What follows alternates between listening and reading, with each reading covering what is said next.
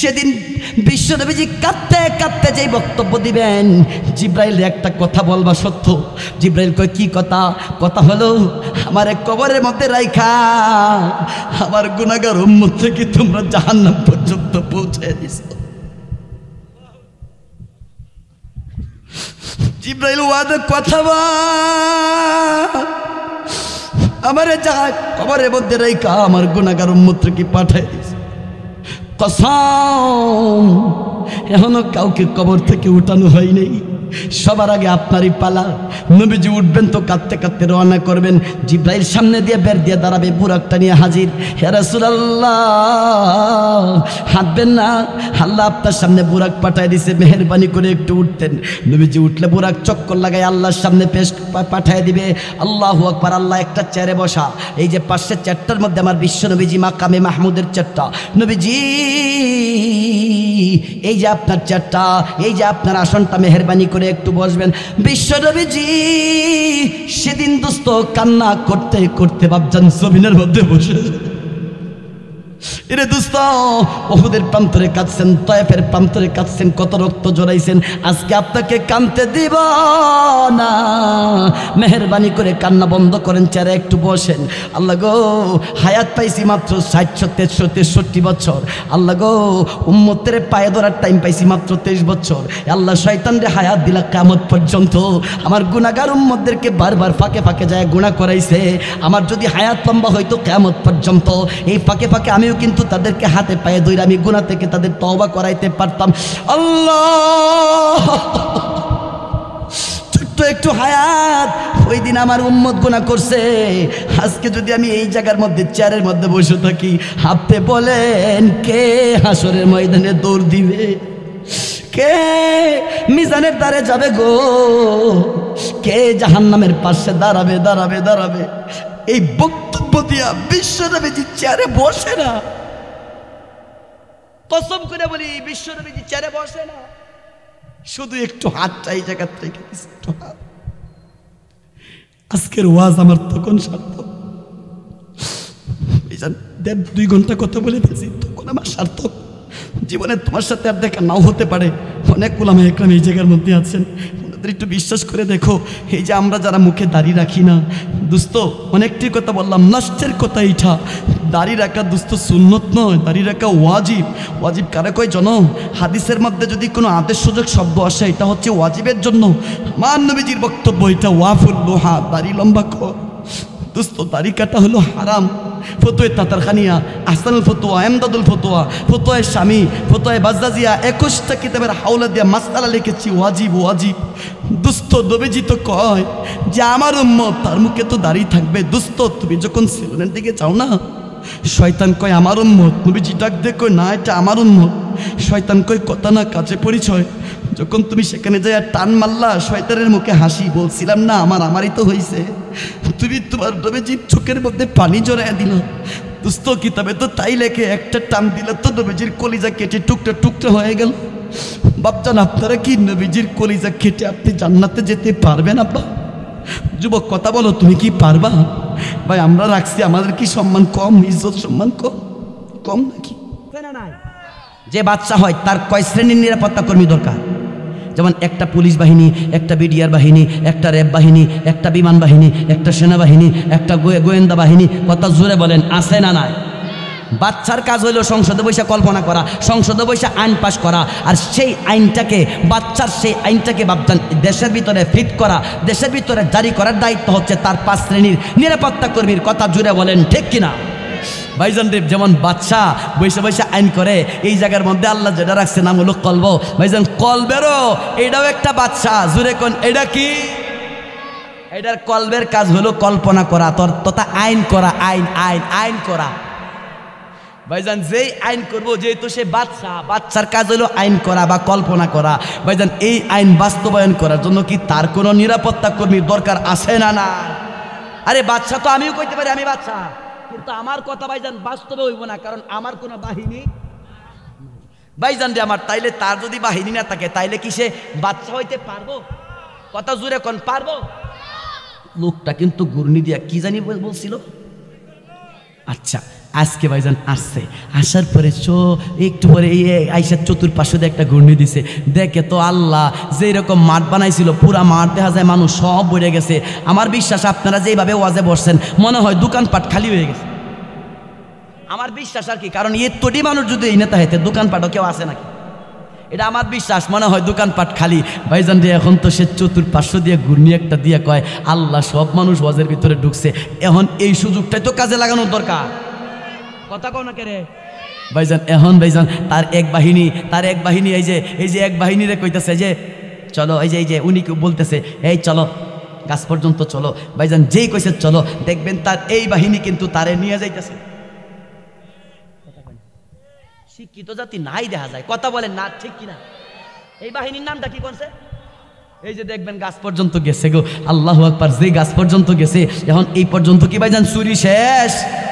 আরো জোরে কোন শেষ নাকি আরো কাজ আছে? আরেক বাহিনীর কয় অহন কোন বাহিনী ভাইজান যাইতেছে, এই যে যাইতেছে অর্ধেক গাছ পর্যন্ত যে গেল, এই দিক থেকে এক মুরব্বি উঠে কয় দেখবেন হাত স্টপ, পাও স্টপ, এই যে ঠিক কিনা? এখন আমি জ্ঞানীদের কাছে জানতে চাইতেছি ভাইজান, হাতটাও স্টপ হয়ে গেছে, পাওটাও স্টপ হয়ে গেছে, এই হাত আর পাও দুটোটারে স্টপ করে দিল কোন বাহিনী করছে? কথা কয় না কেন? কথা জোরে কর। এই যে আরেক বাহিনী কাজে লাগাইছে, এটা কিন্তু এই দুটাকে স্টপ করে দিছে। নড়াচড়া করন যাইতো না, আইতাছে কিন্তু, ঠিক কিনা? আপনাদেরকে ওয়াজটা বুঝানি লাগবো তো, বুঝতেছেন তো কথাগুলো আমার? একটু পরে এখন তো বৈশাখ কতক্ষণ থাকবো, এখন কয় আওয়াজটা করতে আসছে একটু দেখিতে, কিন্তু গাড়টা একটু দাঁড়াইতেছে, দেখলো তো একজন লোক প্রস্তাব করে আবার উঠতে যাইতেছে গা। ভাইজান এমনি একটু দেখলো লোকটা প্রস্তাব করে যাইতেছে গা, এখন এই বাহিনী কয় লোক তো গেছে গা, সুতরাং আর বসে থাকা যাবে না। কথা কয় না কে? তার মানে 4 নাম্বার বাহিনীটা কি নরসিংদী বাসী পাইছে? একজন দুইজন এই ছাত্রটি ভালো, আর বাকি যে কি বললো আমি ওয়াজ করে কিচ্ছু মজা পাই না, কথাই তো কয় না। পাইছেন নাকি? এই কথার আগে কইলে অসুবিধা কি ছিল? এমন ওয়াজ আমি করতে রাজি না যেটা আমনে চোখ, আমি চোখ বন্ধ আমার, আমনেও খালি বন্ধ, কত খালি চোখ বন্ধ হয়ে গেলেন গা। এই ওয়াজের কোনো দাম আছে নাকি? বাহিনী জনে কয়টা গেছে? আরো জোরে কয়, আরো জোরে। 5 নাম্বার বাহিনীর নাম হলো এইটা। কথা কয় না কে? তার মানে ভাইজান এখন আপনাদের কাছে আমি জানতে চাই ভাইজান রে, এখন এই যে লোকটা ভাইজানের চুরিটা করলো, এখন আমি শিক্ষিত জাতির কাছে জানতে চাচ্ছি ভাইজান, বড় সুর ডাকারে কইবেন, পাওরে বড় সুর কইবেন, নাকি হাতেরে বড় সুর কইবেন, নাকি কানেরে বড় সুর কইবেন, নাকি চোখটারে বড় সুর কইবেন, নাকি মুখটারে বড় সুর কইবেন, নাকি এই যে কলবটারে বড় সুর কইবেন? কোনটারে বড় সুর কইবেন কোন দেখি? হ্যাঁ হ্যাঁ হ্যাঁ, এই দিক দিয়ে একটু ছাত্র ভালো লাগতেছে। আপনারা কোন বড় সুর কোনটা? পাওরে কইবেন, না হাতরে কইবেন, না কানরে কইবেন, নাকি কলারে কইবেন? কোনটা? কোন কোন কোন? তাইলে বুঝা গেল এই যে বড় সুরটা তাহলে আজকে পাওয়া গেছে। বাঙালি কথা কয় না তো, বাঙালি কথা কয় না কে? পাওয়া গেছে বড় সুরটা, কি পাওয়া গেছে? একসাথে কোন? পাইছেন পাইছেন পাইছেন, নাম কোন? আরো জোরে কোন, আরো জোরে কোন, আরো জোরে কোন। বড় সুর পাইছি তাইলে? ঠিক ঠিক ঠিক দোস্ত, এটা তো আমার কথা না, এটা তোমার আল্লাহ কয়, এটা তোমার নবীজি কয়। বড় সুর ডাকে না, নবী আলাইহিস সালাম ডাক দিয়া কয় আলা ইন্না ফিল জাসাদি লামুদগা ইদা সালুহাত সালুহাল জাসাদু কুল্লুহু ওয়া ইদা ফাসাদাত ফাসাদাল জাসাদু কুল্লুহু আলা ওয়া হিয়াল কলব। পয়গম্বর ডাক দিয়া কয় এরে মানুষটা, যেই লোকটার এই কলবটা চোর, তার পাওগুলা চোর, যার কলবটা চোর তার হাতগুলা চোর, যার কলবটা চোর তার চোখগুলা চোর, যার কলবটা চোর তার কানটাও চোর, যার কলবটা চোর তার জবানটা চোর, যার কলবটা চোর তার পুরা বডি চোর। কথা জোরে বলেন ঠিক কিনা? দোস্তরে আমার, যে এলাকার মানুষের কলবটা সুর, এলাকাটাও সুর। যেই থানার মানুষের কলবটা সুর, দোস্ত থানাটাও সুর। যেই জেলার মানুষের কলবটা সুর, দোস্ত জেলাটা সুর। যেই দেশের মানুষের কলবটা সুর, দেশটাই সুর। যেই সংসদের মানুষের কলবটা সুর, সংসদটাই চুর। কথা বলেন ঠিক কিনা? ভাইজান আমার যদি একটু কথাটা ঘুরে দেই, আল্লাহর পয়গম্বর কয় ইদা সালুহাত সালুহাল জাসাদু কুল্লুহু। যখন এটা ভালো, যার কলবটা ভালো তার হাতটা ভালো, যার কলিজাটা ভালো তার পাউটা ভালো, যার কলবটা ভালো তার চোখটা ভালো, যার কলবটা ভালো তার পুরা বডি ভালো। যে এলাকার মানুষের কলব ভালো, দেশটাই যে এলাকাটাই ভালো। যেই থানার মানুষের কলব ভালো, থানাটাই ভালো। যেই দেশের মানুষের কলবটা ভালো, বাপজান দেশটাই ভালো। যে দেশটাই স্বর্ণের টুকরা, দেশটাই স্বর্ণের টুকরা। ইমানদার থাকলে আওয়াজ তুলে বলেন ঠিক কিনা? এরে দোস্ত আমার, এই যে লোকগুলা বসে আছে, শত শত হাজার হাজার মানুষ আমার চোখের সামনে দোস্ত বসা। এই যে লোকগুলা বাপজান, আপনার পাওয়ারটা ভালো কি ভালো না? ভাইজান একটা এক্সাম্পল দিলে ভালো করে বাপজান বুঝে যাবেন। এই হেমবিলটা আপনাদের কাছে দোস্ত চলে গেছিল, এই হেমবিলটা আপনি পড়ছেন, পড়ার পরে দেখলেন আজিজুল ইসলাম জালালি সাহেব আসবে, আমিনুল ইসলাম মাহবুবী সাহেব আসবে, এখানে তাফসির কোরআন মাহফিল হবে, আগামীকালকে তাফসির হবে, এখানে যাইতে হবে। তার মানে আপনার এই কলবটা বাপজান এখানে আসার সিদ্ধান্ত কিন্তু আপনাকে গতকালকে জানাই দিছিল। ভাইজান রে গতকালকে সিদ্ধান্ত জানাই দিছিল। আজকে যখন সন্ধ্যা হয়ে গেছে, কলব ভাইজান তার বাহিনীকে ডাকতেছে, এই কাজ করা যাবে না, বাজারে টিকা যাবে না, গরুর পিছনে সময় দেওয়া যাবে না, দোকান আজকে খোলা যাবে না, ওয়াজ মাহফিল শুরু হয়ে গেছে, বাহিনী রে সময় ডানে বামে দেওয়া যাবে না, চলো। ভাইজান আপনাকে আনতে আনতে ভাইজান ওয়াজ মাহফিল পর্যন্ত নিয়ে আসছে। তার মানে নবীজি বলছেন যার কলবটা ভালো এর পাউডা ভালো, যার কলবটা ভালো এর পাউডা ভালো। বাপজান তাইলে পাওয়া গেছে নাকি? আরে কথা কয় না কে? পাওয়া গেছে। তার মানে বাপজান যার কলবটা ভালো তার হাতটা ভালো, ভাইজান যার কলবটা ভালো তার চক্ষু ভালো। এই যে লোকগুলো আমার চোখের সামনে বসে আছে, দেখতাছি অনেক মানুষ এমন আছে পর্যন্ত পাতিও মারে না, চোখটা পর্যন্ত বন্ধ করে না, চোখটা বাপজান খুলে আমার দিকে তাকিয়ে আছে। তার মানে বাপজান আপনার চোখটা তাকায় আছে না, অন্তরটাই তাকায় আছে। অন্তরে আদেশ করতেছে চোখরে এইদিকে তাকায় থাকো, এইদিকে তাকায় থাকো। তার মানে বাপজান যার কলবটা ভালো তার চোখগুলাও ভালো। এরে দোস্ত আপনার কানটা কি অন্যায় করছে? তাইলে কি আপনি কানটাকে ভালো বলবেন না? যার কলবটা ভালো, এই যে কানগুলা দিয়ে বাপজান আমার কথাগুলা নিতেছেন। ভাইজান আমি ওয়াজ করতে পারতাম না যদি আপনার কান না থাকতো, ওয়াজ করতে পারতাম না বাপজান আপনি যদি কথাগুলা না শুনতেন। তার মানে বাপজান বসে, আপনারা যে বাপজান বসে আছেন অবশ্যই কানে সহযোগিতা করতেছে। কথা না বুঝতে আপনি বসে থাকতেও পারতেন না। বোঝা গেল বাপজান যার কলবটা ভালো কানটাও ভালো। তাই তো পয়গম্বর ডাক দিয়ে কয় যার কলবটা ভালো এর পুরা বডি ভালো, যার কলবটা নষ্ট পুরা বডি নষ্ট। যার কলবটা ভালো এর পুরা বডি ভালো। জুড়ে কন ঠিক কিনা? আরো জুড়ে কন ঠিক।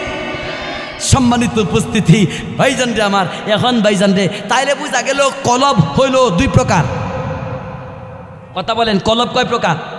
ইমানদার ঘুমাইছেন কে? কোন কলব কয় প্রকার? এখন মুখস্থ করতে হইব, মুখস্থ মুখস্থ। কলব হইল জুড়ে কন কয় প্রকার?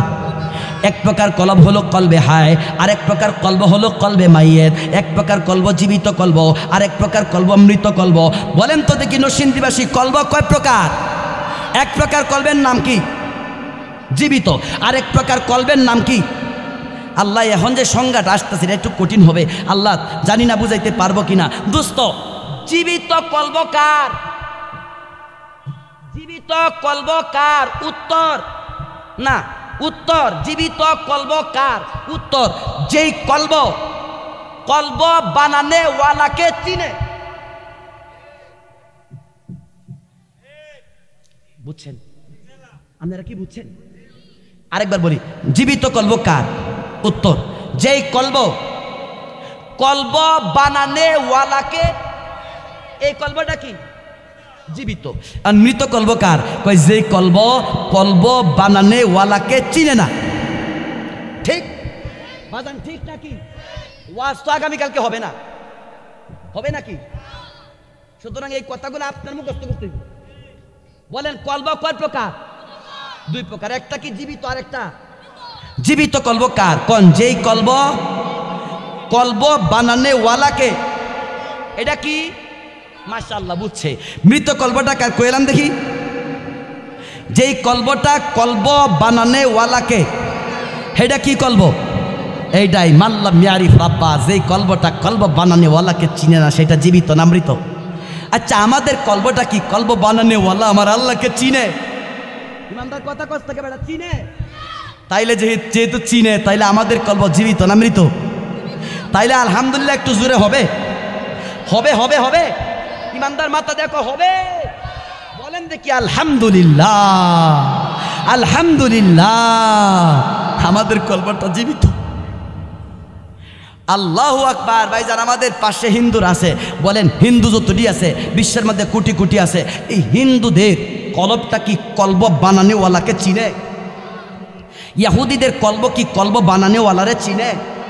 খ্রিস্টানদের কলব কি কলব বানানেওয়ালারে চিনে? তাইলে এদের কলবটা আপনি জীবিত কইবেন না মৃত কইবেন? আরো জোরে, জীবিত হবে না মৃত হবে? আল্লাহু আকবার। ভাইজান আমার তো বুঝে আসছিল না, এই যে যেদিন হাদিস পড়াইলাম আর পড়লাম, যেদিন হাদিস পড়লাম বুঝে আসে নাই। নবী আলাইহিস সালাম বলেন গজওয়াতুল হিন্দ হবে, আর আমার ইসলামের পতাকা সেই দিল্লিতে পতপত করে উড়বে। ইসলামের পতাকা আমেরিকার সেই কি জানি কয়, ওয়াশিংটনের রাজধানীর নাম কি? ওয়াশিংটনের এইটারে জানি কি বলে, এই যে সংসদ ভবন যেটারে বলে ভুলে গেছি, ওয়াশিংটনের সংসদে আমার ইসলামের পতাকা পতপত করে উড়বে। সেই লন্ডনে ইসলামের পতাকা উড়বে, তামাম বিশ্বের মধ্যে ইসলামের পতাকা উড়বে। তখন তো ভাইজান আমার ছাত্র ছিলাম, বুঝে আসে না ব্যাপারটা কি, কিভাবে উড়বে? আমরা মুসলমান নগণ্য, আমাদের কোনো অস্ত্র নাই, আমাদের কোনো কিচ্ছু নাই, তাহলে আমরা কিভাবে উড়াবো?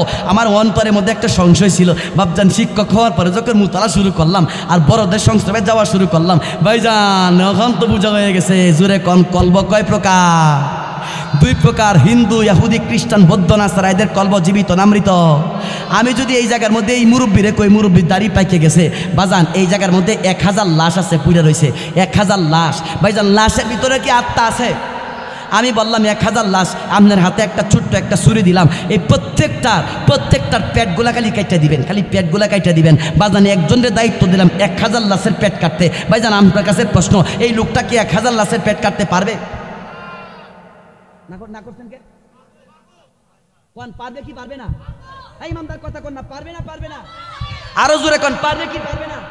পারবে। কেলে গিয়া? কারণ 1000 লাশ থাকুক আর 1 লক্ষ থাকুক, তার সাথে মোকাবেলা করা সম্ভব। আরো জোরে, মোকাবেলা করা সম্ভব। দোস্তরা আমার বুঝে আসে, আমার বুঝে চলে আসছে আমার নবীজি কেন বললেন তামাম বিশ্বের মধ্যে ইসলামের পতাকা পতপত করে উড়বে। উড়াবে কারা?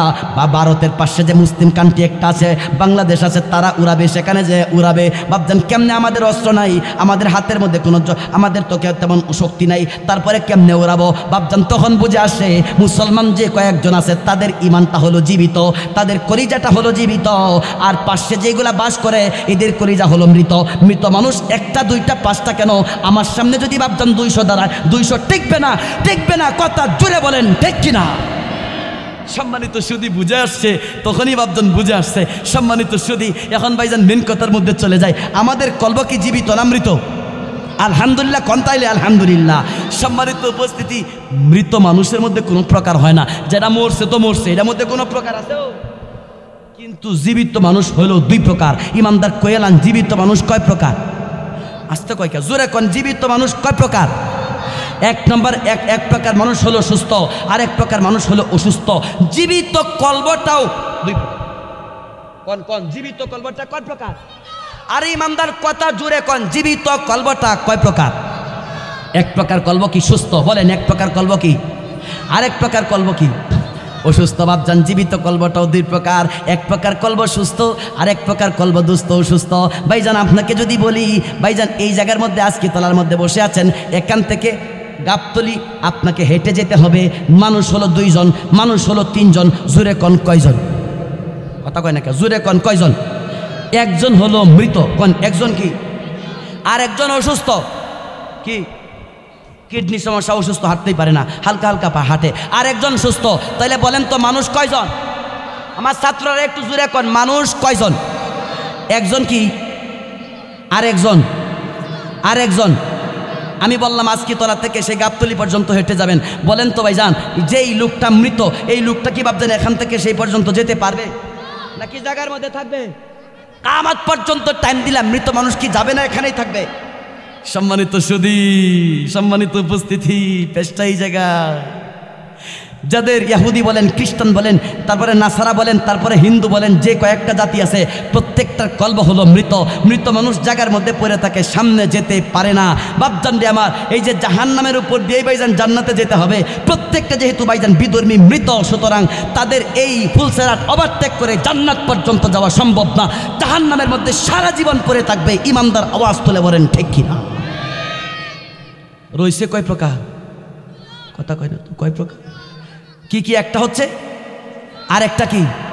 এখন ভাইজান এখান থেকে হাঁটা শুরু করছে দুইজন, একজন অসুস্থ আর একজন সুস্থ শুরু করছে। এখন আপনাদের কাছে বলেন তো দেখি, কোন লোকটা আগে যাইব?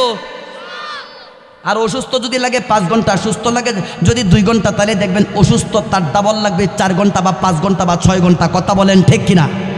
মিয়া, যেই লোকের কলিজাটা সুস্থ আবদান, এইভাবে সে সবার আগে জান্নাতে যেতে থাকবে, উড়াল দিয়া জান্নাতে যেতে থাকবে, কারণ লোকটার কলিজা হলো সুস্থ, কলব হলো সুস্থ। আর যেই লোকটা অসুস্থ, আপনিই কইছেন তার টাইম লাগবে বেশি। এই যে অসুস্থ কলব দিয়ে কবরে যাইবা, আবদান টাইম বেশি লাগবে। মানে কি, জাহান্নামের মধ্যে গুর্নি খাইয়া খাইয়া খাইয়া খাইয়া খাটতে কাটতে পরে যাও।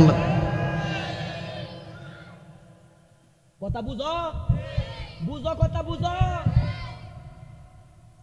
ওয়াজ কালকে হবে না, ওয়াজ কালকে হবে না, ওয়াজ কালকে। আমি কি বাজান বুঝাইতে পারতেছি?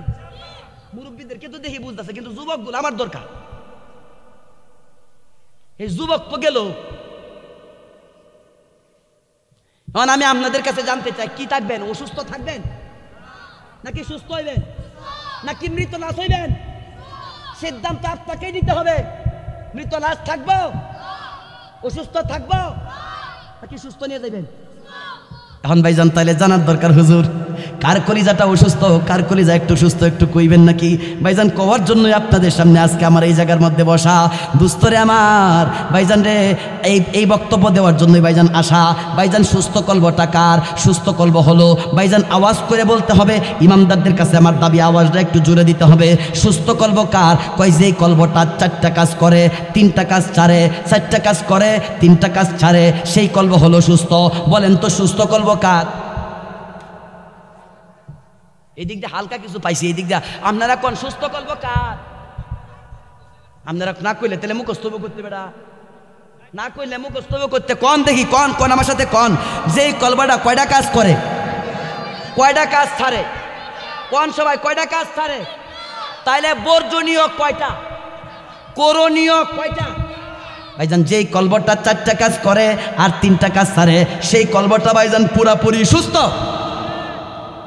হুজুর কি 4টা কাজ? 4টা কাজ হলো, 1 নম্বর করণীয়, 4টা, 1 নম্বর ফরজ কইলান, 1 নম্বর কি, 2 নম্বর ওয়াজিব, 3 নম্বর সুন্নত, 4 নম্বর মুস্তাহাব। এই যে 4টা করণীয়, ফরজ, ওয়াজিব, সুন্নত, মুস্তাহাব, এই 4টা কাজ করে আর 3টা ছাড়ে। 1 নম্বর হারাম, 2 নম্বর মাকরুহে তাহরিমি, 3 নম্বর মাকরুহে তানজিহি। যেই কলবটা বাপজান এই 3টা কাজ ছাড়ে আর 4টা কাজ করে, এই অন্তরটা সুস্থ। পাইছেন কথা? পাইছেন কথা? বলো পাইছো? ভাইজান রে আমার, এখন যেই কলবটা ভাইজান করণীয় 4টার মধ্যে কিছু করে আর কিছু ছাড়ে, আর বর্জনীয় 3টার মধ্যে দুস্থ কিছু করে কিছু ছাড়ে, তাইলে আপনারা কোন এটা সুস্থ না অসুস্থ? আপনারা কোন সুস্থ না অসুস্থ? এখন যদি বাপজান খালি ভিতরে যায়, একজন কয়জন যে রক্ষা পাইবে আমি জানি না, খালি রোগ আর রোগ আর রোগ বাড়িব। কথা জোরে কন, কথা জোরে কন। ভাইজান এখানে যারা বসছেন দেখেন, একটা একটা কই। ভাইজান নামাজ 1 নম্বর বলছিলাম, করণীয় 4-এর মধ্যে 1 নম্বর নামাজ। ভাইজান ফরজ, ফরজ কি নামাজ কি ফরজ না সুন্নত? তাইলে ভাইজান আমাদের কি ভাইজান শতভাগ মানুষ নামাজ পড়ে? যারা নামাজ পড়ে না, আপনারা কোন এদের কলিজা কি ভাইজান সুস্থ না অসুস্থ? আর জোরে, সুস্থ না অসুস্থ? যারা রোজা ভাইজান রাখে না, কলিজা সুস্থ না অসুস্থ? যারা জাকাতের মাসালা বুঝেই না, জাকাত তো দেয় না, ভাইজান এদের কলিজা সুস্থ না অসুস্থ? আল্লাহু আকবার। যেই সমস্ত নারীরা ভাইজান আজকে পর্দা করে না, পর্দা করা ফরজ, এই ফরজ পর্দা করে না, এই সমস্ত নারীদের কলিজা সুস্থ না অসুস্থ? কথা কন না কে, সুস্থ না অসুস্থ? দুস্তরে আমার, এই যে অসুস্থ বাইরিতেছে আর বাইরিতেছে বাইরিতেছে, তাইলে আপনি কন অসুস্থ সংখ্যা দেখা যায় বেশি, শতকরা 99.5। তাইলে ভাইজান হে কি জাহান্নামে জান্নাতে কি সবার আগে দৌড় দিয়ে যাইব নাকি ঘুরতে ঘুরতে ঘুরতে ঘুরতে? হায় হায়, দরা বাজান, দরা তো কি বাজান, দরা তো এখন তো দরা। এখন এরে দোস্ত আমার, বর্জনীয় বাপজান তিনটা। এক নাম্বার হলো হারাম। ভাইজান হারাম, আপনারা কোন সুদ খাওয়া হালাল না হারাম?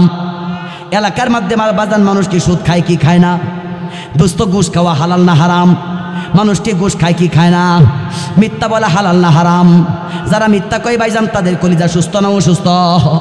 দোস্তরে আমার, বাবা মা যাদের আছে বাপজান, বাবা মার কথা মানা ভাইজান, বাবা মার কথা মানা, বাবা মাকে সামনে রাখা। এরে দোস্তরে আমার, আগামীকালকে বাপজান আপনাদের সামনে আর আমার দেখা হবে না। অনেক যুবক এই জায়গার মধ্যে বসা আছে, যুবকদেরকে টার্গেট করে কয়েকটা কথা বলে যাই, বাবা আগামীকালকে দোস্ত তোর সাথে আমার দেখা হবে না। সম্মানিত উপস্থিতি, তুমি কি আমার নবী আলাইহিস সালামকে চিনো? ভাইজান আপনি কি আপনার নবীরে চিনার দরকার আছে না নাই? এইদিকে আপনারা তাকাইছেন কি লিগা? এই যিনি আসছে আমার এই কথার চেয়ে কি এটা দামি হয়ে গেল? কি বাজান এর চেয়ে দামি হয়ে গেল? নিজের দামটা একটু নিজে বুঝেন ভাইজান। যারা যুবক আছো, কসম করে বলি, তোমার পায়ে ধরে বলি, তোমার হাতে পায়ে ধরে বলি ভাইজান, হাতে পায়ে ধরে বলি, নবী আলাইহিস সালামকে ভাইজান একটু আইডল বানাইতে চেষ্টা করো, একটু চিনো দোস্ত। হাদিসের মধ্যে আসছে নবী আলাইহিস সালাম হাসরে আল্লাহ পাক রব্বুল আলামিন হযরত আজরাইল আলাইহিস সালামকে একটা দায়িত্ব দিয়েছেন। দায়িত্ব হলো বাপজান টুকানো আর টুকানো। আজরাইল আলাইহিস সালাম বাপজান টুকাইতেছে। এক পর্যায়ে টুকাইতে বাপজান সব শেষ হয়ে যাবে। আল্লাহকে ডাক দিয়ে বলবে, আল্লাহ টুকানোর দায়িত্ব দিলা, টুকাইতে আমি সব শেষ করে দিলাম। আল্লাহ ডাক দিয়ে বলবে, এখন বাকি কয়জন? আল্লাহ বাকি হলো এখন 13 জন। আল্লাহ ডাক দিয়ে বলবে, কোন 13 জন রে? আল্লাহ তোমার আরশ বহনকারী 8 জন, আমরা 4 বড় ফেরেশতা, 8 আর 4 হয় 12, আর তুমি আল্লাহ এই হলো 13। আমার আল্লাহ ডাক দিয়ে বলবে, বড় 3 ফেরেশতার আত্মা বের করে ফেলো। যখন আল্লাহ আদেশ করবেন তো বড় 3 জনকে হযরত আজরাইল আত্মা বের করে ফেলবে। আল্লাহ এখন বাকি হলো 10 জন। কোন 10 জন? আরশ বহনকারী 8 জন, তুমি আর আমি, এই হলো 10 জন। আমার আল্লাহ ডাক দিয়ে বলবে, আজরাইল রে, আরশ বহনকারী ফেরেশতাদের আত্মা বের কর, তাদের ভেতরতে আত্মা বের করে ফেলো। আরশ বহন আমি আমার কুদরতের মাধ্যমে বহন করব। বন্ধুরে আমার, যেই মাত্র আমার আল্লাহ পাক আদেশ করবেন, বাপজান 4-8 জনের ভেতরতে আজরাইল আত্মা বের করে ফেলবে। আল্লাহ এখন বাকি 2 জন। আল্লাহ বলবেন, কোন 2 জন? আল্লাহ আপনি আর আমি। আল্লাহ বলবেন, তুমি কোথায় আমি কোথায়? আজরাইল বলবে, আল্লাহ আমি আরশের নিচে আর আপনি আরশের উপরে। আল্লাহ ডাক দিয়ে বলবেন, আজরাইল রে, আরশের আল্লাহর নিচে কি লেখা আছে? আজরাইল এমনি বাপজান উপর দিকে তাকায় পড়বে, এখানে লেখা আছে, কুল্লু মান তাহাতাল আরশে ফাহুয়া ইয়ামুতু। আরশে আল্লাহর নিচে যারা আছে গো, তাদের মৃত্যুবরণ করতে হবে গো। আজরাইল কয়, যেহেতু তুমি, আল্লাহ ডাক দেয় কয়, তুমি যেহেতু নিচে, তাইলে তোমাকে মৃত্যুবরণ করতে হবে। তোমার আত্মাটা তুমি এই মুহূর্তে নিজেই বের করো। বন্ধু, যেই মাত্র আল্লাহ আদেশ করবেন, আজরাইল আলাইহিস সালাম নিজের আত্মা বাপজান নিজেই বের করে ফেলবে। বাপজান সবাই মরে গেছে ভাইজান, এখন আর কেউ বেঁচে নাই। সবার আগে আল্লাহ পাক রব্বুল আলামিন এই জমিনের মধ্যে কিয়ামত ঘটায়া বাপজান এই মানুষদের কবরের মধ্যে আল্লাহ ঢুকায়া দিবেন। এই জমিনের মধ্যে বাপজান কিয়ামত কায়েম হবে গো দোস্ত। আল্লাহ পাক সবার আগে 4 জন ফেরেশতাকে জীবিত করবেন। ইমানদার থাকলে কথা জুড়ে বলেন কয়জন? আল্লাহ 4 ফেরেশতাকে জীবিত করবেন। আল্লাহ পাকের আরশে আল্লাহ 4টা কোণার মধ্যে 4 জন ফেরেশতাকে দাঁড় করায় দিবেন। এই জায়গায় ইসরাফিল, এই জায়গায় জিব্রাইল, এখানে আজরাইল, এখানে মিকাইল। 4 ফেরেশতা 4টা কোণার মধ্যে দাঁড়ায় থাকবে। আমার আল্লাহ পাক রব্বুল আলামিন 4 ফেরেশতাকে 4টা কোণার মধ্যে দাঁড় করায় দিলেন। এই জমিনের মধ্যে কিয়ামত জায়গাটা বাপজান রূপার মতো স্বচ্ছ সাদা দগদগ করতে থাকবে। 4টা কোণার মধ্যে 4 ফেরেশতা, মনে আছে তো? কথা কয় নাকি? মনে আছে? 4 কোণার মধ্যে 4 জন ফেরেশতা দাঁড়ায় থাকবে। ওরে দোস্তরা আমার, এই কোণার মধ্যে যেই ফেরেশতা নাম হলো হযরতে জিবরাইল আলাইহিস সালাম, ভাইজান ওজুরে কান্না করতে শুরু করবে, হাওমাও করে কাঁদতে থাকবে। এমন টাইমে হযরতে ইসরাফিল আলাইহিস সালাম তার দিকে তাকায় প্রশ্ন করবে, দোস্ত এই টাইমে আপনার চোখের মধ্যে কেন পানি দেখা যায়, কান্দেন কেন? হযরতে জিবরাইল আলাইহিস সালাম বলবেন, এই মুহূর্তে আমার আল্লাহ পাক রব্বুল আলামিন আদেশ করবেন তো আমাকে বিশ্ব নবীজিকে কবর থেকে উঠায় আনার জন্য। আল্লাহ পাক তো জমিনকে এমনভাবে নাড়া নাড়াচাড়া দিছেন গো। কোনটা মক্কা, কোনটা মদিনা, কোনটা বাংলা, কোনটা পাকিস্তান, কিছুই তো বোঝা যাচ্ছে না। একদম তো লেভেল আর লেভেল হয়ে গেছে। আল্লাহ পাকের বক্তব্যকে আমি কেমনে আদায় করব, এই জন্য আমি কাঁদছি। হযরত ইসরাফিল আলাইহিস সালাম জিব্রাইলকে ডাক দেয়া বলবে, টেনশনের কোনো কারণ নেই, জমিনকে প্রশ্ন করো। জমিন তো আপনাকে বলে দিবে কোন জায়গায় বিশ্বনবীকে রেখেছে। বাপজান জিব্রাইলের কান্না বন্ধ হয়ে যাবে। জমিনকে টার্গেট করে বলবে, জমিন তুমি একজন মাখলুক, আমি একজন মাখলুক, তুমি আমার ভাই, মেহেরবানি করে একটু সাহায্য করবা নাকি? জমিন বলবে, কি সাহায্য করব? বিশ্বনবীজি রে কোন পেটের মধ্যে রাখছো, জায়গাটা একটু নির্ণয় করে দিলে ভালো হয়, আমি সেই পর্যন্ত যাই ওনাকে সালাম পৌঁছাই আমি এখান থেকে নিয়ে আসবো। জমিন ডাক দিয়ে বলবে, কি বলবে? ইদা জুলজিলাতিল আরদু জিলজালাহা ওয়া আখরাজাতিল আরদু قالها وقال الإنسان ما لها يومئذ تحدث أخبارها। জমিন ডাক দেব, এমন ভাবে আমাকে উলট পালট করেছেন, বিশ্বনবীজিরে কোন পেটে রাখলাম আমি সেটাও পর্যন্ত ভুলে গেছি। যেই মাত্র বলবে আমি ভুলে গেছি, জিব্রাইলের কান্না দোস্ত হাজার গুণ বেড়ে যাবে, কাঁপতে থাকবে। এমন টাইমে আল্লাহ ডাক দিয়ে বলবেন, আমার বন্ধুকে কবর থেকে উঠায় নিয়ে আনো। এরে দোস্ত, জিব্রাইল ডানে বামে না তাকাইয়া সামনের দিকে একটা চিৎকার মেরে দৌড় মারবে। বাপজান সামনে যায় দেখবে একটা জায়গা তামাম বিশ্বটা নীরব হয়ে আছে। বাপজান একটা লেভেল আছে, এমন অবস্থায় একটা জায়গা থেকে নূর নূর নূর নূর জল জল করতে থাকবে। ইমানদার জোরে জোরে কোন আল্লাহু আকবার। বুঝে গেছে জায়গা এইটা? দুস্তরে আজকের বয়ানে আমার লাস্টের কথা এইটাই, 1 মিনিটে। বাপজান জিব্রাইল আলাইহিস সালাম সেখানে যায় একটা সালাম মারবে, জমিনটা ফাঁকা হয়ে যাবে। বাপজান সেদিন আমার বিশ্বনবীজিকে ভাইজান রে নামাজের অবস্থায় বাপজান পাওয়া যাবে। সালাম ফেরানোর পরে নবী আলাইহিস সালাম এমনে তাকাবেন, কিরে জিব্রাইল কেন আসছো গো? কান্না বিজড়িত কণ্ঠে বলবেন। নবী জিব্রাইল জিজ্ঞেস করবে, ডাক দিয়ে বলবে, নবীজি গো কিয়ামতের ময়দান কায়েম, হাসরের ময়দান কায়েম হয়ে গেল, মেহেরবানি করে আল্লাহ আপনাকে সালাম জানাইছে, একটু যাইবেন।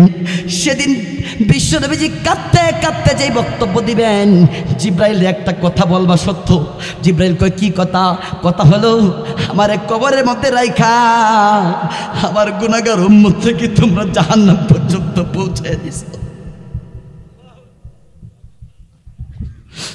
জিব্রাইল ওয়াদা কথা আমারে যা কবরের মধ্যে রাইখা আমার গুনাহগার উম্মত থেকে পাঠায় দিছে। কসম, এখনো কাউকে কবর থেকে উঠানো হয় নাই। সবার আগে আপনারই পালা। নবীজি উঠবেন তো কাঁদতে কাঁদতে রওনা করবেন। জিব্রাইল সামনে দিয়ে বের দিয়ে দাঁড়াবে, বুরাকটা নিয়ে হাজির। হে রাসূলুল্লাহ, হাঁটবেন না, আল্লাহ আপনার সামনে বুরাক পাঠায় দিছে, মেহেরবানি করে একটু উঠতেন। নবীজি উঠলে বুরাক চক্কর লাগায় আল্লাহর সামনে পেশ পাঠায় দিবে। আল্লাহু আকবার। আল্লাহ একটা চেয়ারে বসা, এই যে পাশের চেয়ারটার মধ্যে আমার বিশ্বনবীজি মাকামে মাহমুদের চেয়ারটা। নবীজি এই যে আপনার চেয়ারটা, এই যে আপনার আসনটা, মেহেরবানি করে একটু বসবেন। বিশ্বনবীজি সেদিন দোস্ত কান্না করতে করতে বাপজান জমিনের মধ্যে বসে। এরে দোস্ত, উহুদের প্রান্তরে কাঁদছেন, তয়েফের প্রান্তরে কাঁদছেন, কত রক্ত জড়াইছেন, আজকে আপনাকে কাঁদতে দিব না। মেহেরবানি করে কান্না বন্ধ করেন, চেয়ারে একটু বসেন। আল্লাহ গো, হায়াত পাইছি মাত্র 60-63 বছর। আল্লাহ গো, উম্মতের পায়ে ধরার টাইম পাইছি মাত্র 23 বছর। আল্লাহ শয়তান রে হায়াত দিলা কিয়ামত পর্যন্ত। আমার গুনাহগার উম্মতদেরকে বারবার ফাঁকে ফাঁকে যায় গুনাহ করাইছে। আমার যদি হায়াত লম্বা হইতো কিয়ামত পর্যন্ত, এই ফাঁকে ফাঁকে আমিও কিন্তু তাদেরকে হাতে পায়ে ধরে আমি গুনাহ থেকে তাদের তওবা করাইতে পারতাম। আল্লাহ, ছোট্ট একটু হায়াত, ওই দিন আমার উম্মত গুনাহ করছে। আজকে যদি আমি এই জায়গার মধ্যে চেয়ারের মধ্যে বসে থাকি, আপনি বলেন কে হাসরের ময়দানে দৌড় দিবে? কে মিজানের দ্বারে যাবে গো? কে জাহান্নামের পাশে দাঁড়াবে দাঁড়াবে দাঁড়াবে? এই বক্তব্য দিয়া বিশ্বনবীজি চেয়ারে বসে না। কসম করে বলি, বিশ্বনবীজি চেয়ারে বসে না, শুধু একটু হাতটা এই জায়গা থেকে। আজকের ওয়াজ আমার তখন সার্থক। 1.5-2 ঘন্টা কথা বলে ফেলছি, তখন আমার সার্থক। জীবনে তোমার সাথে আর দেখা নাও হতে পারে। অনেক উলামা একরাম এই জায়গার মধ্যে আছেন, ওনাদের একটু বিশ্বাস করে দেখো, এই যে আমরা যারা মুখে দাড়ি রাখি না দোস্ত, অনেকটির কথা বললাম, লাস্টের কথা এইটা, দাড়ি রাখা দোস্ত সুন্নত নয়, দাড়ি রাখা ওয়াজিব। ওয়াজিব কারে কয় জানো? হাদিসের মধ্যে যদি কোনো আদেশ সুযোগ শব্দ আসে এটা হচ্ছে ওয়াজিবের জন্য। আমার নবীজির বক্তব্য এটা, ওয়াফুল লোহা, দাড়ি লম্বা কর দোস্ত। দাড়ি কাটা হলো হারাম। ফতোয় তাতারখানিয়া, আহসানুল ফতোয়া, এমদাদুল ফতোয়া, ফতোয় স্বামী, ফতোয় বাজদাজিয়া, 21টা কিতাবের হাওলা দিয়া মাসআলা লিখেছি ওয়াজিব ওয়াজিব দোস্ত। নবীজি তো কয় যে আমার উম্মত, তার মুখে তো দাড়ি থাকবে দোস্ত। তুমি যখন সেলুনের দিকে যাও না, শয়তান কয় আমার উম্মত, নবীজি ডাক দিয়ে কয় না এটা আমার উম্মত। শয়তান কয় কথা না কাজে পরিচয়। যখন তুমি সেখানে যাই আর টান মারলা, শয়তানের মুখে হাসি, বলছিলাম না আমারই তো হয়েছে। তুমি তোমার নবীজির চোখের মধ্যে পানি জড়াইয়া দিল দোস্ত। কিতাবে তো তাই লেখে, একটা টান দিলে তো নবীজির কলিজা কেটে টুকরা টুকরা হয়ে গেল। বাপজান আপনারা কি নবীজির কলিজা কেটে আপনি জান্নাতে যেতে পারবেন? আব্বা যুবক কথা বলো, তুমি কি পারবা? ভাই আমরা রাখছি, আমাদের কি সম্মান কম, ইজ্জত সম্মান কম কম নাকি? এই যে আমাদের পাশে যিনি বসে আছেন, উনি কয়েকদিন পরে এমপি হইবেন, কিন্তু কয়েকদিন আগে কিন্তু উনি এমপি ছিলেন না। যখন উনি এমপি তখন ওনার সম্মান, আরেকবার যখন আরেকজন তার সম্মান, কিন্তু আল্লাহ আমাদের সম্মান সারা জীবনই রেখে দিয়েছে। লিখে রাখছে উনি যেই দল করে, প্রধানমন্ত্রীর কাছে ওনার যেমন দামি প্রধানমন্ত্রী, উনি কিছু হলে ওনার প্রধানমন্ত্রী দৌড় দিয়ে যাবে। আওয়ামী লীগ যে করে তার প্রধানমন্ত্রী দৌড় দিয়ে যাবে। আমার কি ভাবতেন এরকম একজন লিডার নাই? আমার লিডার আমাকে ইজ্জত দিয়ে রাখবে, এটাই তো স্বাভাবিক দোস্তর। এই জন্য অনুরোধ করে যায়, একবারে পাওটা ধরে যায় তোমার। নবীজি থাকলে আজকে নবীজি পাও ধরতেন। নবী আলাইহিস সালাম বলছেন আমি চলে যাইতেছি, এই দায়িত্ব আমি আমার উম্মতের উলামা একরামকে দিয়ে গেলাম। ইন্নাল উলামা ওয়ারাসাতুল আম্বিয়া, এই উম্মতে উলামা একরামকে দিয়ে গেলাম। সুতরাং উম্মতে উলামা একরাম তোমরা তাদের পায়ে ধরো। দোস্ত আমি যদি পায়ে ধরলে তুমি একটু দাঁড়িয়ে জড়াই দাও, পায়ে ধরলাম না একটু দোস্ত। এই জন্য ভাইজান যাদের মুখে দাড়ি নাই, তুমি কও হারাম কাজের মধ্যে লিপ্ত, তাইলে এই সমস্ত মানুষের কলিজাটা ভাবজান সুস্থ না অসুস্থ? তা কি আগে জান্নাতে দৌড় দিয়ে যাবে নাকি পরে গোড়ায় গোড়ায় যাবে দোস্ত? এই জন্য অনুরোধ করে গেলাম, পাওটা ধরে গেলাম, অনুরোধ করে গেলাম, পায়ে হাত রেখে গেলাম। হাসো, আমি বুকের সাথে বুক লাগায় গেলাম দোস্ত। সেদিন একসাথে হাতে হাতে হাত রেখে আমরা সবাই কি জান্নাতে যেতে চাই না? বলেন চাই না? চাই না? কসম খোদার বাপজান, এইটাই আমরা চাওয়া, এইটাই আমাদের চাওয়া, একসাথে সেদিন হাত ধরে ধরে যাব। সুতরাং অসুস্থ কলব না, সুস্থ কলব নিয়ে যেতে হবে, তাই না?